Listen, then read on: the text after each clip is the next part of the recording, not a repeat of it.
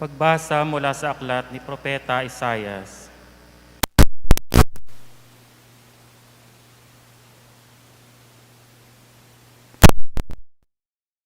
Hihina.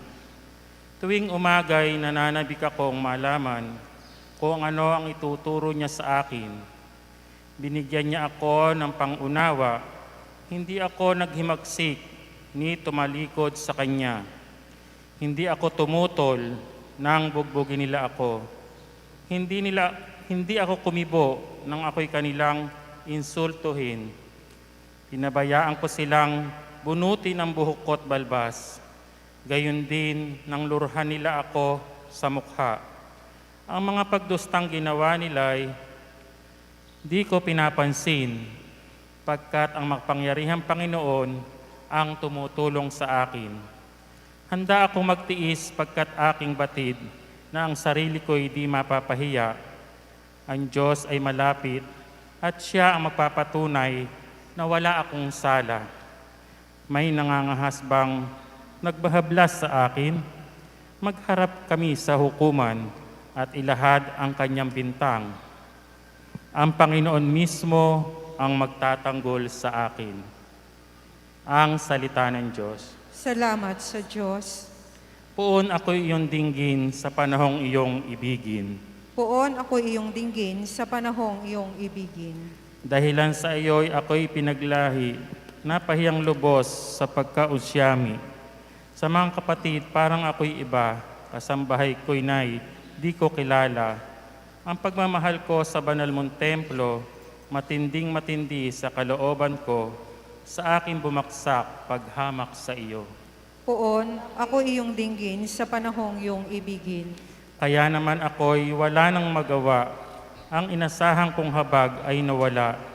Ni walang umaliw sa buhay kong aba, sa halip na pagkain nang ako'y magutom, ang dulot sa akin mabagsik na lason, suka at di tubig ang pinainom. Poon iyong dinggin sa panahong iyong ibigin. Pupurihin ng Diyos aking aawitan, dadakilain ko't pasasalamatan. Kung makita ito iyong mga dukha, sila'y sasamba sa laki ng tuwa. Dinirinig ng Diyos ang may kailangan, lingkod na bilanggoy di nalilimutan. Poon ako iyong dinggin sa panahong iyong ibigin. Magsitayo po ang lahat.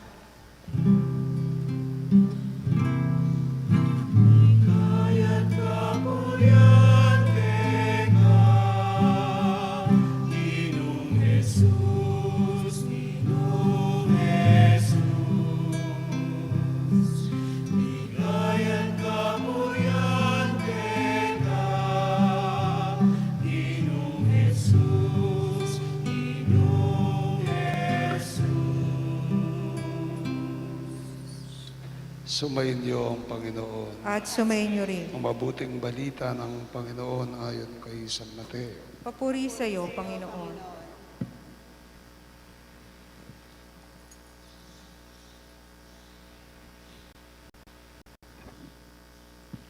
Si Judas Iscariote, isa sa 12, ay nakipagkita sa sa mga punong saserdote. Ano po ang ibibigay ninyo sa akin kung tulungan ko kayong matakip si Jesus? Tanong niya. Noon di binilangan nila siya ng 30 salaping pilak. Mula noon, humanap na si Judas ng pagkakataon upang maipagkanulo si Jesus. Dumating ang unang araw ng kapistahan ng tinapay na walang labedura, lumapit kay Jesus ang mga alagad at nagtanong, saan po ninyo indig na ipaghanda namin kayo ng hapunang Pampaskwa? Sumagot siya, pumunta kayo sa lungsod at hanapin ninyo ang taong ito. Sabihin sa kanya, ganito ang pinapasabi ng guro. Malapit na ang aking oras, ako at ang mga alagad ko'y sa bahay mo kakain ng hapunang Pampaskwa. Sinunod ng mga alagad ang utos ni Jesus at inihanda nila ang hapunang Pampaskwa. Nang gabing iyon, dumulog sa si Jesus kasama ang 12 alagad. Samantalang sila'y kumakain, nag-usap si Jesus. Sinasabi ko, isa sa inyo ang magkakanulo sa akin. Nanlumo ang mga alagad sa isa't isa, nagtanong sa kanya, ako po ba, Panginoon?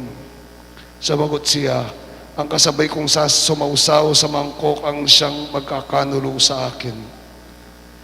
Papanaw ang anak ng tao ayon sa nasusulat, ngunit sa aba ng magkakanulo sa kanya. Mabuti pang hindi na ipinanganak ang taong yaon. Si Judas na magkakanulo sa kanya ay nagtanong din, Guro, ako po ba? Sumagot si Jesus, ikaw na ang nagsabi. Mga kapatid, ang mabuting balita ng ating Panginoon. Pinupuri ka namin, Panginoong Hesukristo. Magandang hapon po sa inyong lahat. Pakitingnan nyo nga po yung katabi nyo. Mukha bang Judas yan? Mukha bang taksil yan? Tawag po natin sa araw na ito, Spy Wednesday. Spy Wednesday. Kasi sa Ebanghelyo makikita natin kung paano si Judas ay naging espiya, nangyaring espiya ng mga saserdote, ng mga mataas na saserdote sa ating Panginoon. At anong sabi niya? Sabi ni Judas, kung tutulungan ko ba kayo, mabibigyan niyo ko. Kung tutulungan ko ba kayong madakip si Jesus, ano ang pakinabang ko? At ano ang sagot ng mga mataas na saserdote? Anong ginawa nila? Mga Pariseyo, sila mismo ay nagbilang ng 30 salaping pera para ibigay kay Judas. Pinagkanulo ni Judas ang Panginoon sa 30 salaping pilak. May isang paborito po akong kanta na pang Misa. Damang-dama ko pag kinakanta ito. Sabi po ng kanta, saan man ako bumaling, ika'y naroon, tumalikod man sa'yo, dakilang pag-ibig mo sa akin tatawag at magpapaalala na ako'y iyong ginigiliw at siyang itatapat sa puso. Napakaganda nung unang sabi niya, tumalikod man ako sa'yo, dakilang pag-ibig mo. Lagi nating sinasabi, si Judas ang Judas. Si Judas ang nagkanulo. Napakasama ni Judas. Pati ang Panginoon, ang mismong gumawa niya, nagkanulo sa anak ng tao. Mabuti pang hindi na siya ipinanganak. And we would usually say, si Judas, si Judas, si Judas. I'm not defending Judas. Pero titingnan natin, lagi natin sinasabi, si Judas, si Judas, si Judas nagtaksil, si Judas ang nagtaksil. Si Judas ay masama. Tanong ko po sa inyo, ilang beses ba nagtaksil si Judas maliban sa kanyang pangungupit? Ilang beses ba nagtaksil sa Panginoon si Judas? Ilang beses bang binenta ni Judas ang Panginoon? Ilang beses po? Isa? Dalawa? Tatlo? Ilang beses? Isa. Ayon sa Ebanghelyo. Minsan niyang ibinenta, nagtaksil. Minsan siyang nagtaksil at ibinenta niya ang Panginoon. Tanong, Kayo, ilang beses? Tayo, ilang beses? Ilang beses nating tinalikuran, pinagtaksilan, pinagkanulo, pinagpalit ang Panginoon. Remember, iba yung kay Pedro. Yung kay Pedro, anong ginawa niya? Tinalikuran niya. Itinanggi niya ang Panginoon. He denied Jesus. Pero si Judas, anong ginawa niya? Ibinenta niya. Ibinenta niya, pinagpalit niya sa pera. Tanong, kayo ba? Ako ba? Tayo ba? Ilang beses nating pinagtaksila ng Panginoon? Minsan? 2? 3? 4? Kulang ang daliri, kulang ang sa paa, baka 10, baka 30. Ilang beses natin? 100, 1,000, libo-libo. Libo-libong beses nating pinagtataksila ng Panginoon. Kailan? Every time na tayo ay nagkakasala. Every time na tayo ay nalulunod sa kasalanan. Every time na tayo bumibigay sa ating mga kahinaan. Every time na nagdududa tayo sa Panginoon. Every time na nawawalan tayo ng pananalig at pananampalataya. Every time na nagiging masama ang ating isip, pananalita at gawa. Every time that we sin, tayo'y nagkakasala, tayo'y nagtataksil, tayo'y nagkakanulo. Kasi pag nagkasala ka, ibig sabihin, ipinagpalit mo ang Panginoon dun sa mismong pagkakasala. Kapag gumawa ka ng isang bagay na hindi maganda, ibig sabihin, ipinagpalit mo ang Panginoon dun sa bagay na yon. Usually, what are sins? What do they do to us? They satisfy us. Our egos, our emotions, our weaknesses, our passions, our indulgences. They satisfy us. Saan tayo pupunta? Doon sa nagsasatisfy sa atin.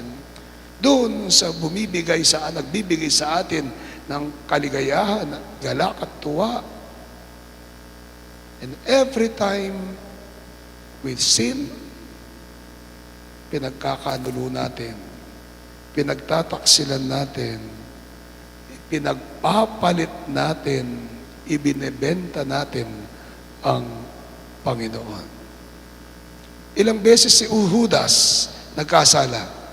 Ilang beses? Ilang beses? Ilang beses pinagtaksilan ni Judas si Jesus? Pakitingnan, asan? Asan? Ilang beses? Asan? Pakitaas po. Pakituro sa katabi. Sino Judas niyan? Sino mas Judas niyan? Amoy pansit kanton. Sino Judas niyan? Again, sino Judas? Ang katabi mo? Kung nagturuan tayo, saan nakaturo ang kamay ng katabi mo? Sa'yo. Saan nakaturo ang kamay mo? Sa katabi mo. Sino ngayon yung Judas? Tayo. Sino ang mas Judas? Hindi lang minsan. Hindi lang 100, libong beses nating tayong naghuhudas sa Panginoon. But for all of this, what has Jesus taught us? Anong tinuro sa atin ng Panginoon sa lahat ng paghuhudas natin? Si Kristo ay nandyan para tanggapin tayo. Si Kristo ay nandyan para tanggapin tayo. Patawarin tayo. Hugasan tayo sa ating mga panghuhudas. Amen. Pangalawa, I'm pretty sure marami ng pagkakataon, marami ng beses naranasan natin ang mahudas, mapagtaksilan, mapagkanulo, maibenta, mga sarili dating taong pinagkakatiwalaan, pagtalikod natin kung minsan sila yung bumebenta sa atin. Misalita, titindara ka tamo, titindada ka marine, nga naking Kapampangan. Pagkanulo, pagtataksil, kung minsan yung mga kaibigan mo pa na minahal mo, yung mga kaibigan mo na pinakasamahan mo, silang magtataksil at magkakanulo sa'yo. Kung minsan, yung mga matalik mong kaibigan, beshi, best friend, pag nakatalikod, silang nagsisiraan. Pagkakanulo, panghuhudas.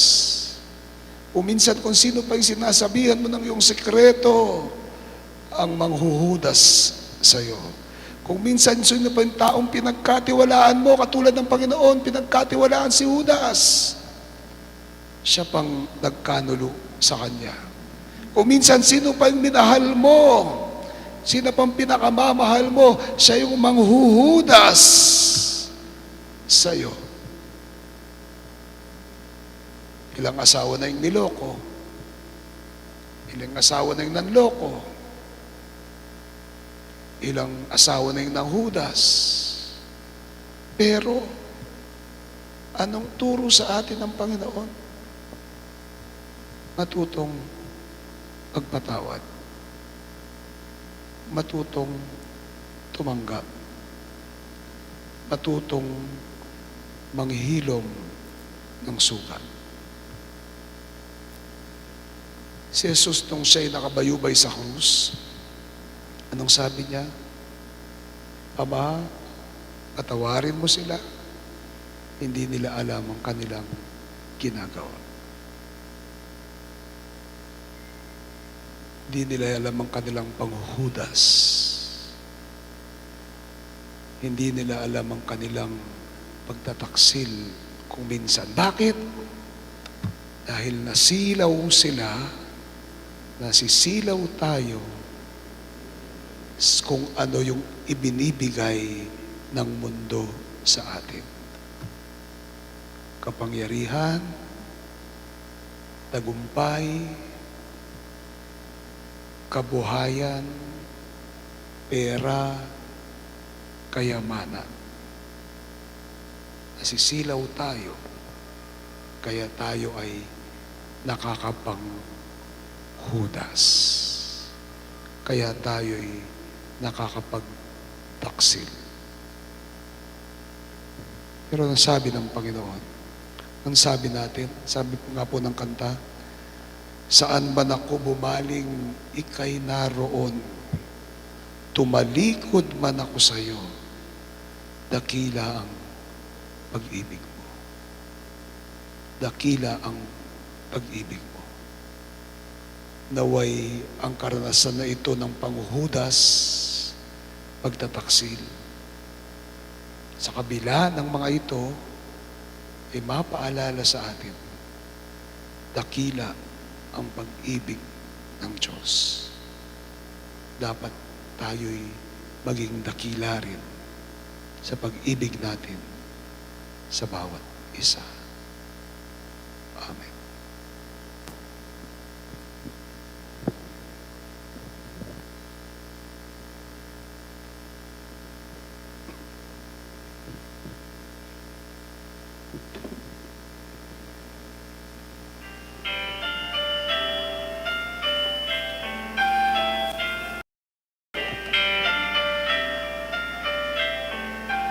Sikat ng umaga,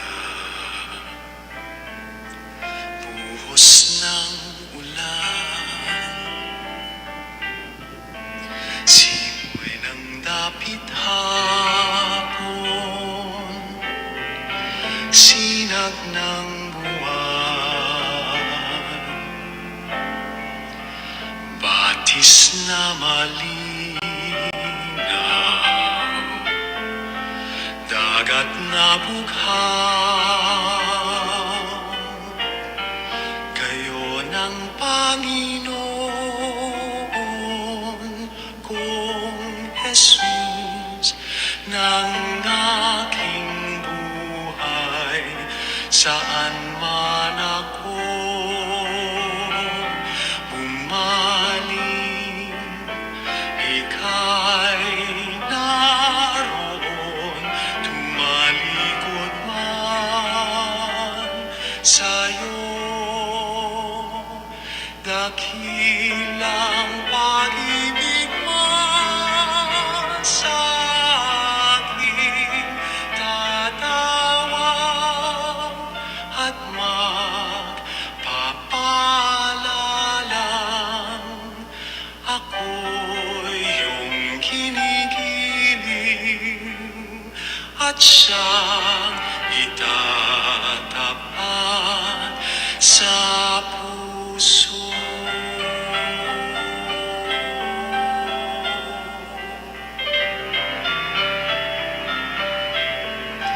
Tinig ng kaibigan, uyahin ng ina, pangarap ng ulila, misig ng dukha, ilaw ng may takot, ginhawa ng aba,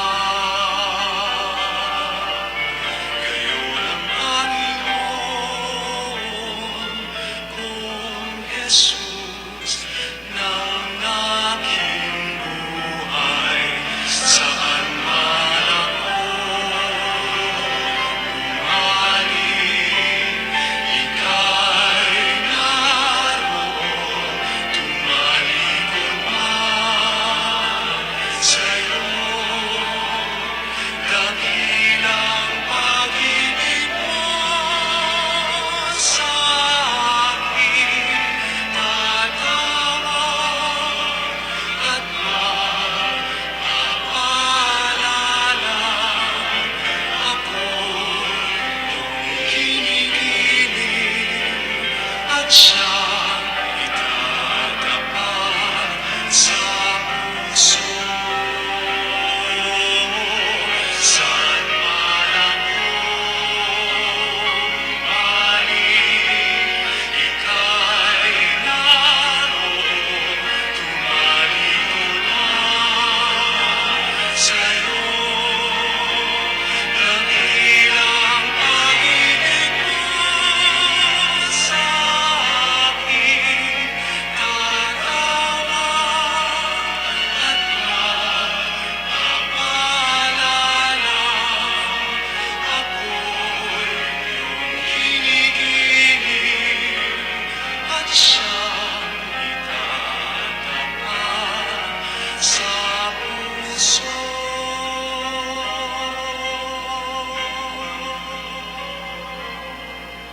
At siyang itatapat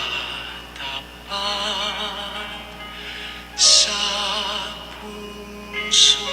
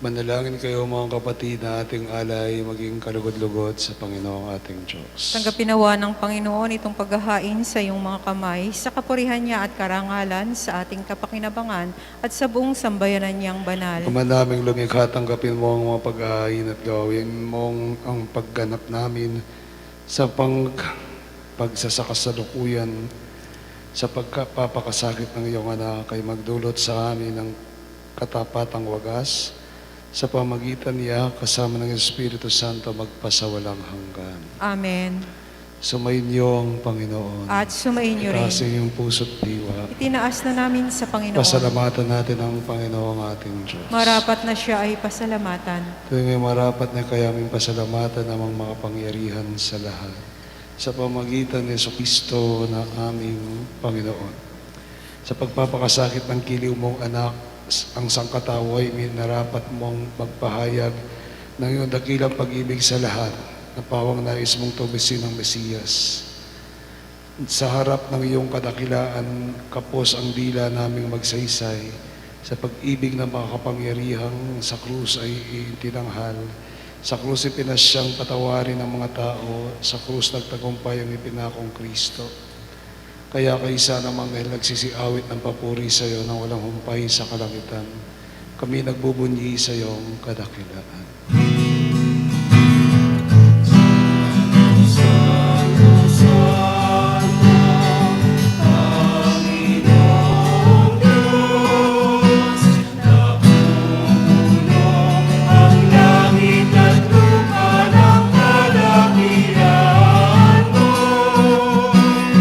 Hosanna, Hosanna.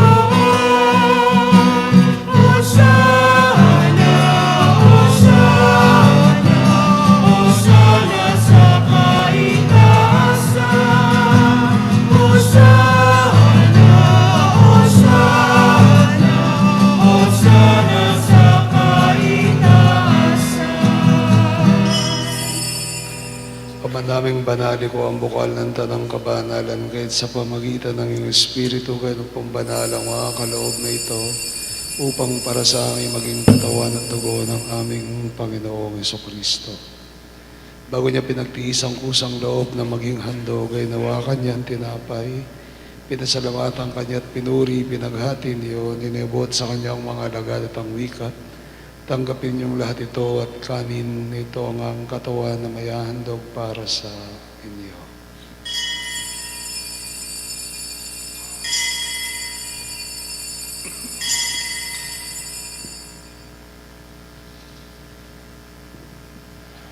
Gayun din naman matapos ang hapunan ay nawakan niyang kalis, muli kanyang pinasalamatan. Iniabot yun sa kanyang mga alagad at ang wika.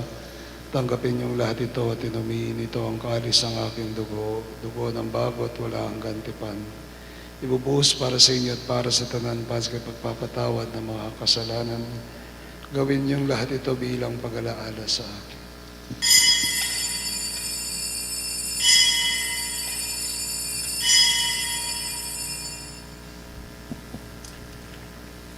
Misteryo ng pananampalataya.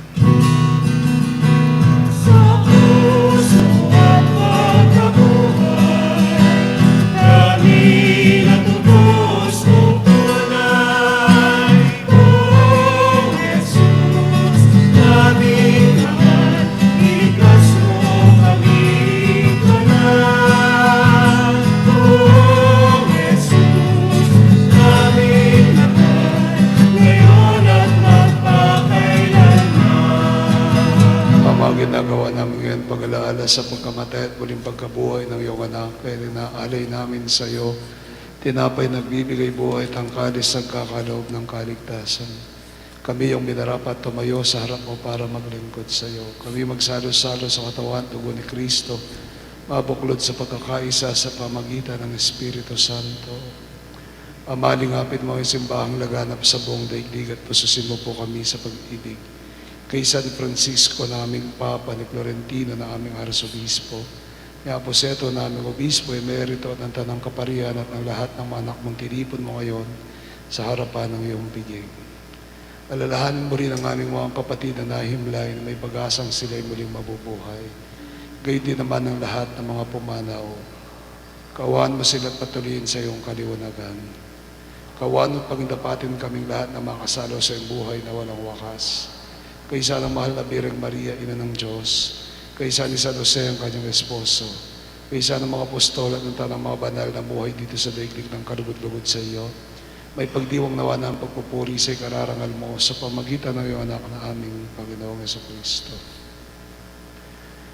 Sa pamamagitan ni Kristo, kasama niya at sa kanyang lahat ng parangal at papuri sa iyo, Diyos, amang mga pangyarihan sa lahat, kasama ng Espiritu Santo, magpasawalang hanggan.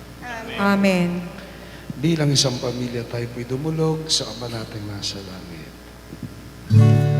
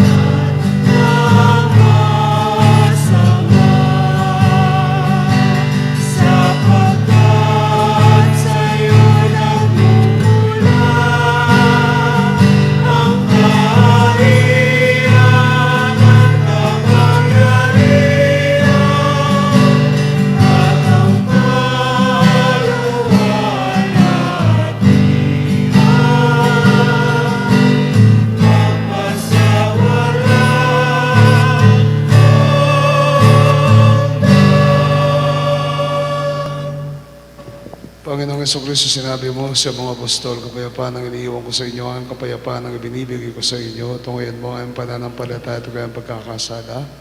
Pagkalooban mo ng kapayapaan, pagkakaisa ayon sa iyong kalooban, kasama ng Espiritu Santo magpa sa walang hanggan. Amen. Kapayapaan ng Panginoon ay laging sumainyo. At sumainyo rin. Magbigayan tayo ng kapayapaan sa bawat isa. Peace be with you. Peace be with you. Peace be with you.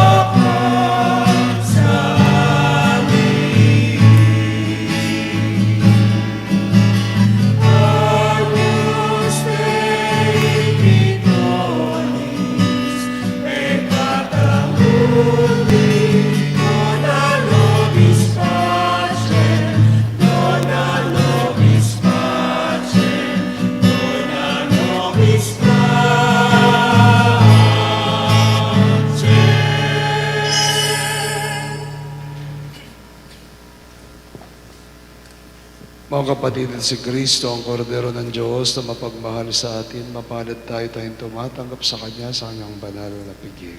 Panginoon, hindi ako karapat-dapat na magpatuloy sa iyo, ngunit sa isang salita mo lamang ay gagaling na ako. Espiritual na pakikinabang, aking Jesus, nananalig akong ikaw ay nananahan sa panakabanal na sakramento. Mahal kita ng higit sa lahat ng bagay at nais kong tanggapin ka sa aking kaluluwa. Subalit sa sandaling ito, hindi kita matatanggap sa banal na komunyon. Naway tanggapin kita ng espiritual sa aking pagnanais na ito at pumasok ka sa aking puso. Niyayakap kita na parang naririto ka na sa akin at pinagkakaisa ko ang aking sarili sa iyo. Huwag mong hayaang ako ay mawalay sa iyo. Amen. Ang katawan ni Kristo. Amen.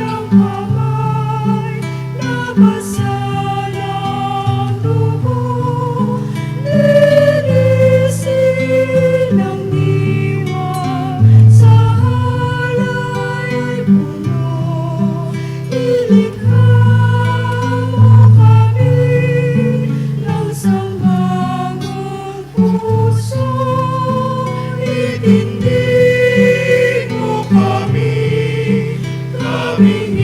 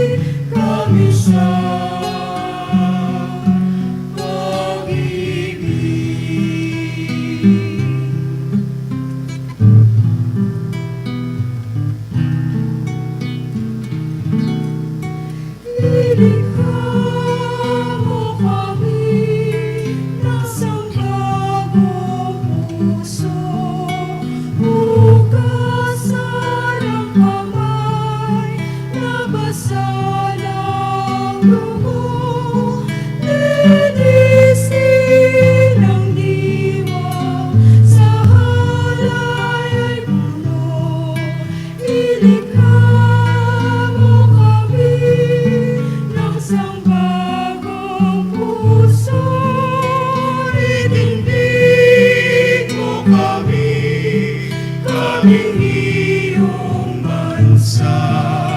Kahit sa landas, patungo sa kapwa, ihatid sa piging na iyong inihanda. Itindig mo kami, kaming iyong bansa. Amang Diyos yung baguli, ang taot daigdig. Sa banal na takot, sambang nanginginig. Ibalik ang puso, bayang lalamig. Ikhain mo muli kami sa pag-ibig.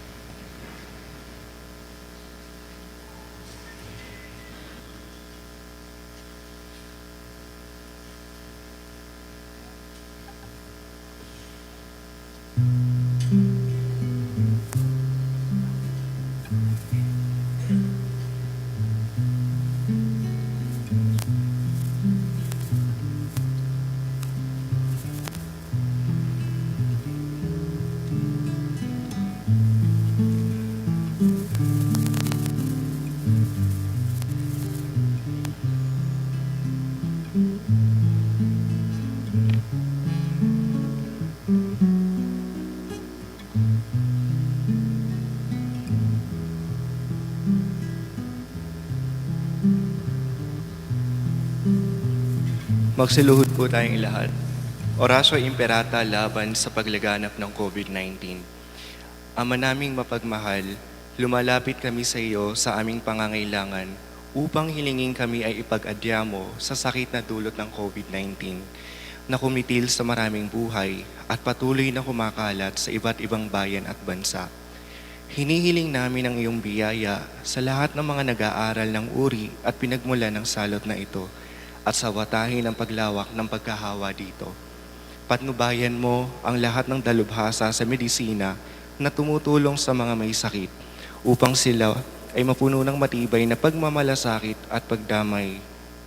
Ipinapanalangin namin ang mga pamahalaan na naghahanap ng lunas at kagalingan para sa mga pinaghihirapan ng sakit dulot ng salot na ito. Ipinagkakatiwala namin sa iyo ang lahat ng nagdurusa dahil sa sakit na ito. Pagalingin mo sila at bigyan ng mabuting kalusugan. Pukawin mo ang aming kalooban upang maging handa kaming tulungan ang mga may sakit at nangangailangan. Hinihiling namin ito sa pamamagitan ni Jesucristong anak mo na nabubuhay at naghaharing kasama mo at ng Espiritu Santo, Diyos, magpasawalang hanggan. Amen. Birhen de los Remedios, Ipanalangin mo kami. San Rafael Arcangel, Ipanalangin mo kami. San Roque, Ipanalangin mo kami. San Lorenzo Ruiz, Ipanalangin mo kami. San Pedro Calungsod, Ipanalangin mo kami. San Pedro ng Pietrasina, Ipanalangin mo kami. San Juan Pablo II, Ipanalangin mo kami. Santa Madre Teresa, Ipanalangin mo kami. San Serapion, Ipanalangin mo kami. San Pedro Nolasco, Ipanalangin mo kami. Ina namin at pintakasi Nuestra, Señora de la Merced, Ipanalangin mo kami.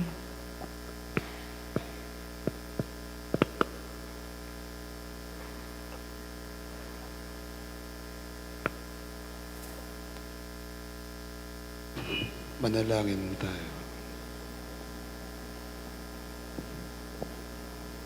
Ama naming mapagmahal, pakundangan sa pagkamatay ng iyong anak, na sa pagdiriwang na ito ay siyang nagaganap, ipagkaloob mong kami makapanalig ng wagas sa kaloob mo sa aming buhay na walang wakas, sa pamagitan ng Jesucristo kasama ng Espiritu Santo Diyos, magpasawalang hanggan. Amen.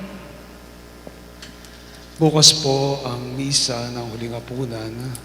ay alas 5 ng hapon. Pagkatapos po ng misa ay ang munting motorcade po ilalabas ang Santissimo.